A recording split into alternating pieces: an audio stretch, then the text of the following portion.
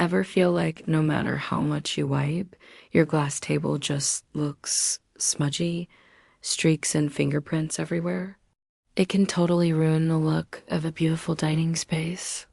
But what if I told you the secret to a crystal clear, streak-free shine is ridiculously simple? You don't need fancy gadgets, just two key things. First, grab your favorite glass cleaner and a clean microfiber cloth. Lightly spritz the cleaner across the entire surface. Don't drench it. Then, take your cloth and wipe in gentle circular motions. This helps lift all the grime and dirt effectively. Now for the magic trick, a second cloth. Before the surface dries, take a completely dry, clean microfiber cloth and wipe it all down again. This is what buffs away any remaining moisture and completely eliminates those annoying streaks. Look at that.